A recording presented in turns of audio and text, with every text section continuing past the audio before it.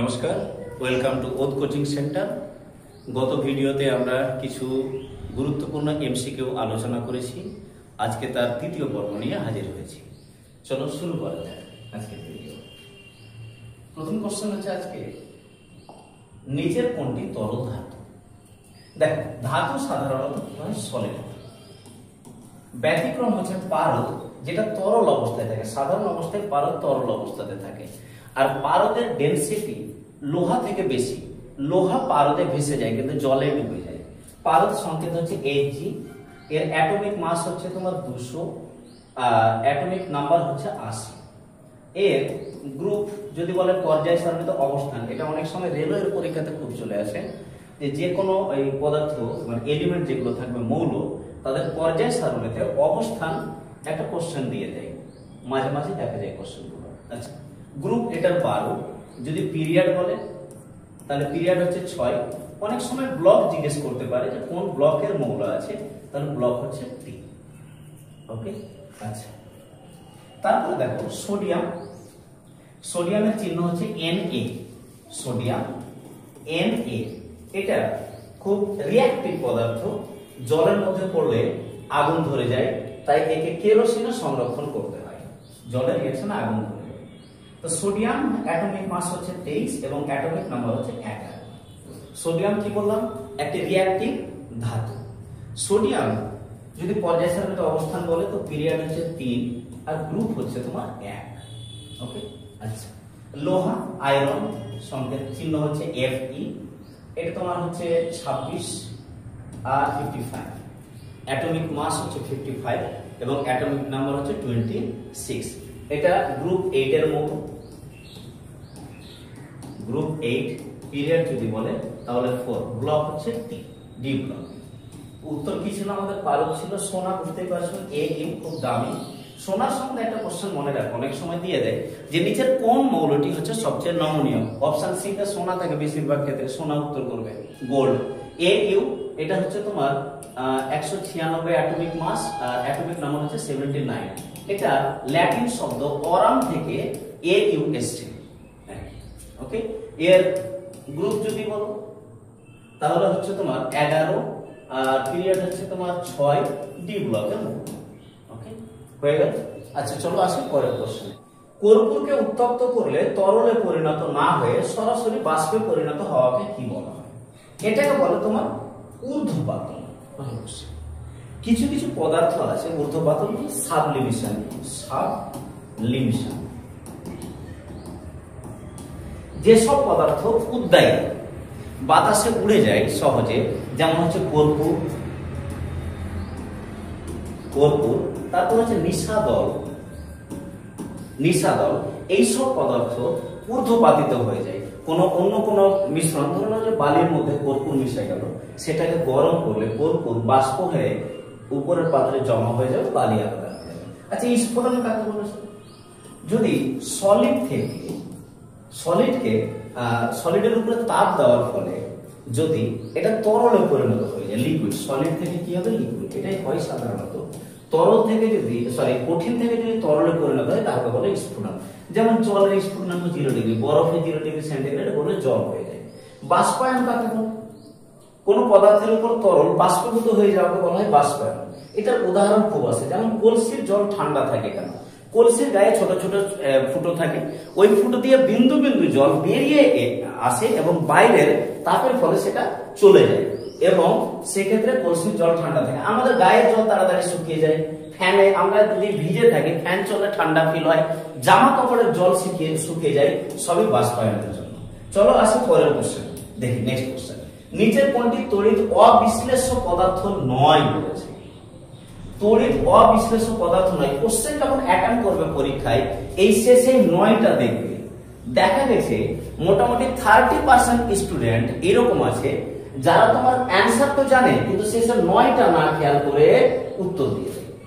এখন এইটুকু উত্তর দেয় নিচের কোনটি তড়িৎ অবিশ্লেষ্য পদার্থ, সেটা চোখ বন্ধ করে চিহ্নিত দ্রবণ মারবে, কিন্তু শেষে আছে দেখো 9। এইটা একটু খেয়াল করবে যে তার মানে তড়িৎ পদার্থ নয়, তার মানে তড়িৎ বিশ্লেষ্য পদার্থ। তো তড়িৎ বিশ্লেষ্য পদার্থ লবণের দ্রবণ। ওকে, NaCl প্লাস H2O এটাতে ইলেকট্রোলাইসিস করতে হবে, তৈরি হবে NaOH plus H2 plus Cl। ওকে, ব্যালেন্স করতে হবে, 2 2 হয়ে গেল, এখানে 2 হয়ে গেল, তার ব্যালেন্স হয়ে গেছে। দেখো এবার মনে রাখবা আরেকটা কোশ্চেন এখান থেকে করে নেই, যে জলের ইলেকট্রোলাইসিস করলে, সরি সোডিয়াম ক্লোরাইড এবং জলের ইলেকট্রোলাইসিস করলে ক্যাথোডে কোন পদার্থ যায়। এখানে দেখো ক্যাথোড বলেছি, ক্যাথোডে কে যাবে, তো ক্যাথোডে H2, সব সময় হাইড্রোজেন যাবে ক্যাথোডে, বাকি যেটা থাকলো ক্লোরিন সেটা যাবে অ্যানোডে। এটা মুখস্থ রেখে দাও। ওকে, তো ক্লোরিন অলওয়েজ যাবে অ্যানোডে এবং হাইড্রোজেন যাবে ক্যাথোডে। আচ্ছা চিনির দ্রবণ, এটা তো বুঝতেই পারছো জলের। আচ্ছা গ্লিসারিন কি? গ্লিসারিন তোমার প্রসাধনী সামগ্রীতে প্রচুর ইউজ হয়, প্রসাধনী সামগ্রী, বিশেষ করে যেসব স্কিন কেয়ার হয়, স্কিন কেয়ারে যেসব ক্রিম হয় সেসব ক্রিমে প্রচুর পরিমাণে গ্লিসারিন ইউজ হয়, কারণ গ্লিসারিন চামড়াতে আর্দ্রতা বজায় রাখতে সাহায্য করে। আচ্ছা পেট্রোল তোমার ক্রুড অয়েল থেকে তৈরি হয়, ক্রুড অয়েল থেকে পেট্রোল পেয়ে থাকি আমরা। ক্রুড অয়েল আর পেট্রোল অর্থাৎ অশুদ্ধ তেল থেকে পেট্রোল পাই 160/72, 160 লিটার ক্রুড অয়েল থেকে 72 লিটার পেট্রোল পেয়ে থাকি। আচ্ছা এটা কোন পদ্ধতিতে হয়? এটা হয় তোমার ফ্র্যাকশনাল ডিস্টিলেশন পদ্ধতিতে। প্রায় 370 ডিগ্রি সেন্টিগ্রেড উষ্ণতায় উত্তপ্ত করে পেট্রোলিয়াম থেকে পেট্রোল বের করা হয়। চলো দেখেন, পটাশিয়াম পারম্যাঙ্গানেটের দ্রবণ কি বর্ণের হয়? পটাশিয়াম পারম্যাঙ্গানেট বেগুনি কালার হয়। আচ্ছা লাল কালার কোন দ্রবণ হয়? অ্যাসিডিক যত দ্রবণ হয়, অ্যাসিডিক দ্রবণ হলে সেটা লাল কালার হবে। ওকে, পটাশিয়াম পারম্যাঙ্গানেট বেগুনি কালার হবে। চলো পরের প্রশ্ন, ক্যাডি শব্দটি কোন খেলার সঙ্গে যুক্ত? ক্যাডি হচ্ছে তোমার গলফের সাথে যুক্ত, ক্যাডি শব্দটা গলফের সাথে যুক্ত। আচ্ছা দেখ, ক্রিকেটের সাথে গুরুত্বপূর্ণ কিছু শব্দ যেটা পরীক্ষায় খুব আসে, এক নম্বর হচ্ছে পপিং ক্রিজ,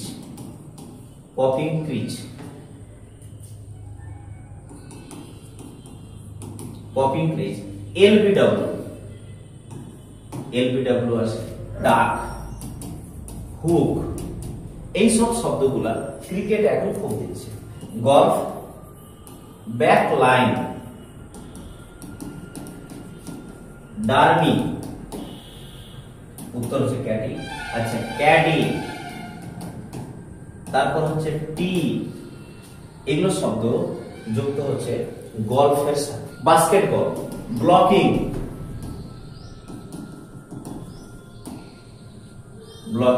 ড্রিবলিং, আচ্ছা loan tennis, service, back hand, তারপরে এস, এটিপি ইত্যাদি শব্দগুলো বহুল প্রচলিত আছে লন টেনিস। চলো দেখি পরের প্রশ্ন, বাংলা উপন্যাস কালবেলা কার রচনা? কালবেলা হচ্ছে সমরেশ মজুমদারের রচনা, কালবেলা। তারপরে হচ্ছে বাবু কালপুরুষ,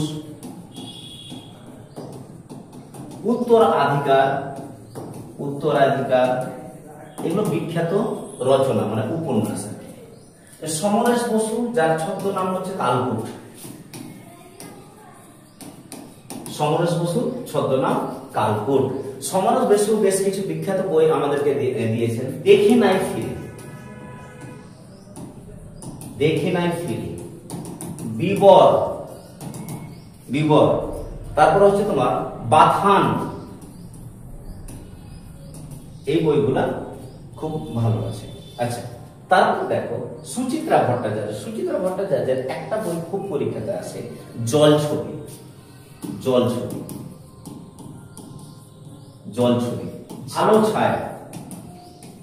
আলো ছায়া, কাঁচের দেওয়াল,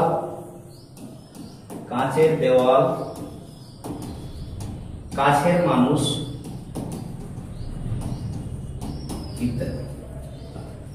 চলো আসি পরের প্রশ্নে, চিত্তরঞ্জন লোকোমোটিভ ওয়ার্কস পশ্চিমবঙ্গের কোন জেলায় অবস্থিত? এটা হচ্ছে পশ্চিম বর্ধমান জেলায় অবস্থিত। এটা প্রতিষ্ঠা হয়েছিল তোমার 1950 সালে। এখন বর্তমানে ইলেকট্রিক লোকোমোটিভ তৈরি হয়, ইলেকট্রিক লোকোমোটিভ অর্থাৎ ইঞ্জিন তৈরি হয়। প্রথমে যখন ইলেকট্রিক প্রচলন ছিল না সেই সময় ডিজেল লোকোমোটিভ তৈরি হতো পশ্চিম বর্ধমান। চলো আসি পরের কোশ্চেন। ছত্তিশগড় রাজ্যের রাজধানীর নাম কি? ভালো কোশ্চেন। ছত্তিশগড় রাজধানী হচ্ছে রায়পুর। রায়পুরের নতুন নাম হচ্ছে নয়া রায়পুর। আচ্ছা, ভোপাল কার রাজধানী? ভোপাল হচ্ছে তোমার এমপি রাজধানী। ভোপালে 1984 সালে একটা ঘটনা ঘটেছিল, বলো দেখি কি ঘটেছিল? Bhopal gas tragedy. Bhopal gas tragedy কবে? ডেট কবে? 2 এবং 3 ডিসেম্বর ঘটেছিল। আচ্ছা, কোন গ্যাস লিক হয়েছিল? মিগ গ্যাস, MIC, মিগ অর্থাৎ মিথাইল আইসোসায়ানাইড। ওকে। আচ্ছা, কোন কোম্পানি ছিল? ইউনিয়ন কার্বাইড লিমিটেড ছিল কোম্পানি। জব্বলপুর এমপিতে অবস্থিত, বিলাসপুর ছত্তিশগড়ে অবস্থিত। এগুলো লম্বা শহর আছে বাবু। পরের কোশ্চেন দেখে নিই তার ঝটপট। চলো, আরাবল্লী পর্বতের উচ্চতম শৃঙ্গ নাম কি? সবাই জানে, বাচ্চাদের কোশ্চেনের উত্তর হবে গুরু শিখর। গুরু শিখর কোথায় অবস্থিত বাবু? রাজস্থান। আচ্ছা, যেখানে গুরু শিখর আছে তার নিচে আরেকটা পর্বত শৃঙ্গ আছে, মাউন্ট আবু। মাউন্ট আবু, কিন্তু মাউন্ট আবুর একটু বিস্তার বেশি হয়, ওকে পাহাড় হিসাবে গণনা করা হয়। দোদাবেতা, দোদাবেতা কার? নীলগিরি। নীলগিরি আচ্ছা কোন এরিয়াতে আছে? তামিলনাড়ুতে আছে। তামিলনাড়ুতে আছে। আচ্ছা, গোরগাবুরু, গোরগাবুরু কার আছে? অযোধ্যা পাহাড়ে আছে। অযোধ্যা পাহাড়, অযোধ্যা পাহাড়ের সেকেন্ড হাইস্ট আছে। ওকে, সেকেন্ড হাইস্ট আছে। যদি বলি যে অযোধ্যা পাহাড়ের হাইস্ট পয়েন্ট কি আছে? হাইস্ট পয়েন্ট তো মনে রাখবা চেমটা বুরু। চেমটা বুরু। আচ্ছা, কোন রাজ্যে আছে এই অযোধ্যা পাহাড়ের যে চেমটা বুরু এবং গোরগাবুরু? এটা আছে তোমার পুরুলিয়া। কোথায়? ওয়েস্ট বেঙ্গলে। আচ্ছা, পাঁচমারি কার আছে? সাতপুরা। সাতপুরা পর্বতের একটা বিশেষ শৃঙ্গ হচ্ছে পাঁচমারি, কিন্তু সাতপুরা পর্বতের সর্বোচ্চ শৃঙ্গ হচ্ছে ধূপগড়। ধূপগড়। ওকে, চলো আসি পরের প্রশ্ন। 16 মহাজন পদের মধ্যে দক্ষিণ ভারতে অবস্থিত মহাজন পদগুলোর নাম কি? দেখ, দক্ষিণ ভারতে ছিল অশোক। অশোক কোন কোন রাজ্যে? বর্তমানে মহারাষ্ট্র এবং তেলেঙ্গানা, যেটা আগে অন্ধ্রপ্রদেশ ছিল। কোন নদীতে আছে বাবু? গোদাবরী। গোদাবরী নদীর তীরে অবস্থিত ছিল অশোক। আচ্ছা, কোশল, কোশল যারা ক্যাপিটাল হচ্ছে কাশী এবং ফৈজাবাদ এবং গোরখপুর অঞ্চলে আছে আর কি। অঙ্গ হচ্ছে পূর্ব বিহার, যার রাজধানী হচ্ছে চম্পা। কোন নদীর তীরে আছে? আচ্ছা, অঙ্গ আছে তোমার গঙ্গা নদীর তীরে। গঙ্গা এবং চম্পা নদীর তীরে অবস্থিত অঙ্গ। আচ্ছা, কোশল সরাইউ নদীর তীরে। সরাইউ নদীর তীরে কোশল অবস্থিত। দক্ষিণ ভারতে একমাত্র ছিল কি? অশোক। মালব কোন 16 মহাজন পদের পদ নয়। চলো আসি পরের কোশ্চেনে। অ্যানি বেসান্ট কোন হোম রুল লীগ প্রতিষ্ঠা করেন? খুব ভালো কোশ্চেন। হোম রুল লীগ প্রতিষ্ঠা করেন মাদ্রাজে। মাদ্রাজ হোম রুল প্রতিষ্ঠা করেন অ্যানি বেসান্ট। এবার অনেক সময় বাবু সাল জিজ্ঞেস করবেন, তো মনে রাখো 1916। 1916। ওকে, সাল 1916 হোম রুল। আচ্ছা, রামচরিত এর রচয়িতা কে? সাবধানে এই কোশ্চেনের অ্যানসার করবে। এই দুটা বই আছে, একটা হচ্ছে রামচরিত আর একটা হচ্ছে রামচরিত মানস। রামচরিত মানস। রামচরিত মানস শ্রী ঠাকুর শ্রী রামচন্দ্রকে নিয়ে লেখা বই, যেটা লিখেছেন তোমার তুলসী দাস। আর রামচরিত লিখেছেন সন্ধ্যাকর নন্দী। ক্লিয়ার হলো? এখানে একটু সমস্যা হয়। রামচরিত মানস লিখেছেন কে? তুলসী দাস রামচরিত মানস। আর এই রামচরিত লিখেছেন সন্ধ্যাকর নন্দী। সন্ধ্যাকর নন্দী রামচরিত কার নামে লিখেছেন? পাল বংশের শাসক রামপালকে কেন্দ্র করে। রামপালের কাহিনী বর্ণনা আছে রামচরিতে। আচ্ছা, বাণভট্ট হর্ষচরিত লিখেছেন। হর্ষচরিত ইনি হর্ষবর্ধনের কাহিনী লিখেছেন বাণভট্ট। ওকে, 1967 সালে নিম্নলিখিতদের মধ্যে কোন ব্যক্তি উপপ্রধানমন্ত্রী নির্বাচিত হন? 1967 সাল ইন্ডিকেট করে দিয়েছিল। ওকে, এটা হচ্ছে মোরারজি দেশাই। মোরারজি দেশাই হয়েছিলেন। যদি বলা হয় যে প্রথম উপপ্রধানমন্ত্রী কে হয়েছিলেন, তো সর্দার বল্লভভাই প্যাটেল। সঙ্গে ইনি ছিলেন হোম মিনিস্টার। হোম মিনিস্টার ছিলেন। হ্যাঁ, স্ট্যাচু অফ ইউনিটি ইন্ডিয়াতে যেটা তৈরি করা হয়েছে ওনারই স্মৃতিতে করা হয়েছে। আচ্ছা, চৌধুরী চরণ সিং, ইনিও ছিলেন উপপ্রধানমন্ত্রী, পঞ্চম ছিলেন উনি সম্ভবত। শ্রী জগজ্জীবন সপ্তম উপপ্রধানমন্ত্রী ছিলেন। আর এটা হচ্ছে 1967 সালে মোরারজি দেশাই। আচ্ছা চলো আসি বাবু পরের কোশ্চেনে। মহাবীর উপদেশের সংকলন কি নামে খ্যাত? খুব ভালো কোশ্চেন। মহাবীর যে উপদেশ দিয়েছিলেন তার সংকলনকে সিদ্ধান্ত বলা হয়। ওকে আচ্ছা কৈবল্য কি? কৈবল্য হচ্ছে হিন্দু ধর্মের মত অনুযায়ী মোক্ষ লাভকে কৈবল্য বলে। মোক্ষ লাভ, যেটা সংস্কৃতে বলে মোক্ষ প্রাপ্তি। আচ্ছা তারপরে হচ্ছে চতুরার্যম কি? চতুরার্যম হচ্ছে জৈন ধর্মের নীতি অনুযায়ী চারটা মূল নীতি। একটা হচ্ছে অহিংস, চতুরার্যম মানে অহিংস, সত্য, অস্তেয় এবং অপরিগ্রহ। এই চারটা হচ্ছে চতুরার্যম। পঞ্চ মহাব্রত কি? এটাও জৈন ধর্মের। এটা হচ্ছে তোমার চতুরার্যম। চতুরার্যমের চারটা বিষয়ের সঙ্গে ব্রহ্মচর্য। ব্রহ্মচর্য।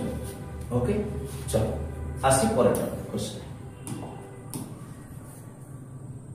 দ্বিতীয় গোল টেবিল বৈঠকে ভারতীয় জাতীয় কংগ্রেসের হয়ে কে প্রতিনিধিত্ব করেন? রাউন্ড টেবিল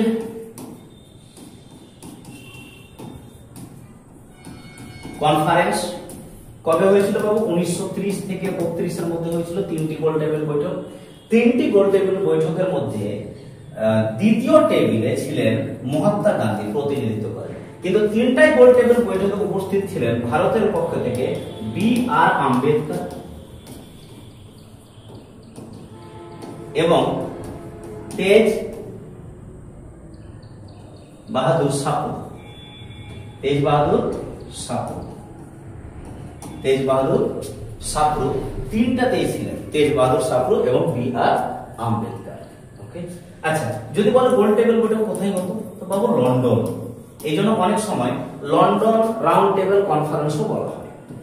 চলো কত সালে হলদিঘাটের যুদ্ধ হয়েছিল? বিখ্যাত যুদ্ধ 1576 সালে হয়েছিল। কার কার মধ্যে? মুঘল এম্পায়ার আকবর versus great ruler Rana Pratap Singh.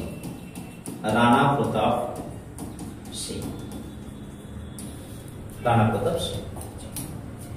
দ্বিতীয় চন্দ্রগুপ্তের আমলে কোন পরিব্রাজক ভারতে আসেন? দ্বিতীয় চন্দ্রগুপ্তের আমলে এসেছিলেন ফাহিয়ান। দ্বিতীয় চন্দ্রগুপ্তের শাসনে ভারতে এসেছিলেন। তিনি কোথা থেকে এসেছিলেন? চায়না। আচ্ছা তিনি ভারতের বর্ণনা সম্বন্ধে কি লিখেছিলেন? কুও কি? হিউয়েন সাং কার সময় আছে? হর্ষবর্ধন। কি বই লিখেছিলেন? সি ইউকি। এবং হিউয়েন সাং সম্বন্ধে একটা মনে রাখবে যে দক্ষিণ ভারতে যে বিশাখাপত্তনম, ওখানে প্রথম কোন চৈনিক পরিব্রাজক তথা বৈদেশিক পরিব্রাজক বৌদ্ধ ধর্ম প্রচারে যান হিউয়েন সাং। ওকে হিউয়েন সাং। আচ্ছা ইবন বতুতা মরক্কো থেকে এসেছিলেন। কার আমলে এসেছেন? মোহাম্মদ বিন তুগলক। আচ্ছা উনি একটা বই লিখেছেন, কি নাম? রাহেলা। আচ্ছা সার্ভেন্ট অফ ইন্ডিয়া সোসাইটির প্রতিষ্ঠাতা কে ছিলেন? এটা হবে গোপাল কৃষ্ণ গোখলে 1905। আচ্ছা দাদাভাই নওরোজি, গ্রেট ওল্ড ম্যান, দাদাভাই নওরোজি প্রতিষ্ঠা করেছেন ইন্ডিয়া সোসাইটি। আচ্ছা এটা কোথায় করেছিলেন? লন্ডনে।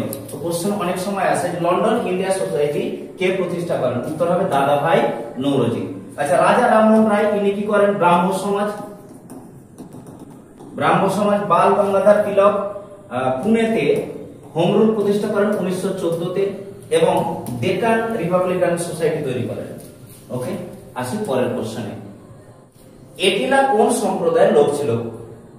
এটিলা ছিল হুন সম্প্রদায়ের। দ্য গ্রেট লিডার অফ হুন এটিলা।